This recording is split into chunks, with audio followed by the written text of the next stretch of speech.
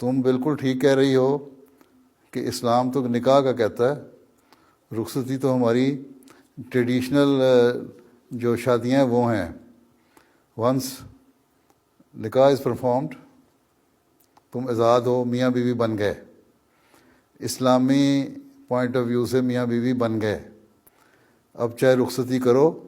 یا مسجد سے نکاح کے بعد خامن یا لڑکی کا ہاتھ پکڑے اور اپنے گھر لے جائے، ہیں کوئی ماں باپ کو حق نہیں پہنچتا کہ اس کو روکیں۔ تم بات ٹھیک کر رہی ہو، ہاں، کیونکہ ہماری روایتیں ہیں ایسی، اور ہم انفلوئنس ہو گئے بہت سارے انڈو پاکستان میں رہنے والے انڈین کلچر سے، ہندو کلچر سے، یا وہاں کی ٹریڈیشنل کلچر جو تھا اس سے، اس لیے ہمارے یہاں رخصتیوں وغیرہ کا خاص اہتمام ہونے لگ گیا کہ جی رخصتی ہونی ہے۔ ادروائز نکاح جو ہے وہی اصل چیز ہے، اور بہتر طریقہ بھی یہی ہے کہ بجائے شادیوں پہ خرچ کرنے کے، اول تو نکاح سے پہلے ایک منگنی کا فنکشن ہوتا ہے، اس پہ جی اپنی انگوٹھی پہنانی ہے، ٹھیک، اس پہ ایک دھوم دھوم اور دعوت شاوت ہوتی ہے، پیسے ضائع کیے جاتے ہیں، پھر نکاح ہوتا ہے،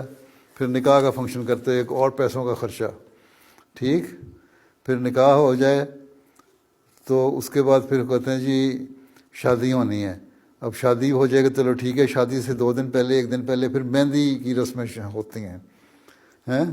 وہ مہندیاں جب تک نہ لگیں، دعوتیں نہ ہوں، ڈھول ڈھمکے نہ ہوں، گانے بجانے جہاں ہوں، 200 آدمیوں کا دعوت نہ ہو، اس وقت تک تسلی نہیں ہوتی لڑکے والوں کی اور لڑکی والوں کی کہ نہیں جی مزہ نہیں آیا، تو یہ بات نہیں۔ پھر اس کے بعد شادی ہوتی ہے، پھر شادی پہ خرچ کرتے ہو، تو ایک فنکشن کے لیے تم لوگ 4 فنکشن کرتے ہو،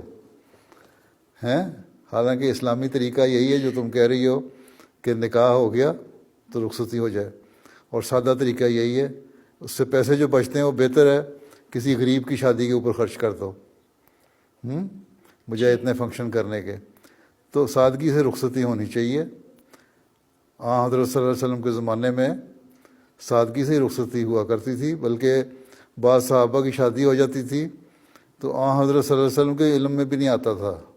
کہ اس کی شادی ہو گئی ہے۔ ایک دفعہ ایک صحابی کو آپ نے دیکھا اس کے کپڑوں پہ رنگ لگا ہوا تھا، آپ نے کہا کہ لگتا ہے تمہاری شادی ہو گئی ہے؟ انہوں نے کہا ہاں جی کل یا پرسوں میری شادی ہوئی ہے، نکاح ہوا تھا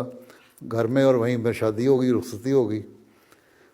تو آپ نے کہا اچھا ٹھیک ہے، بڑی اچھا ہوا، مبارک ہو، لیکن جا کے ولیمہ جو ہے نا وہ ضروری ہے،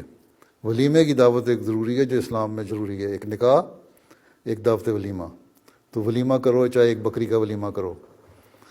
تو یہ چیزیں ضروری ہیں۔ ہم میں اگر اتنی ہمت ہے تمہیں تو لڑائی کرو زمانے سے، اپنے گھر والوں سے، اور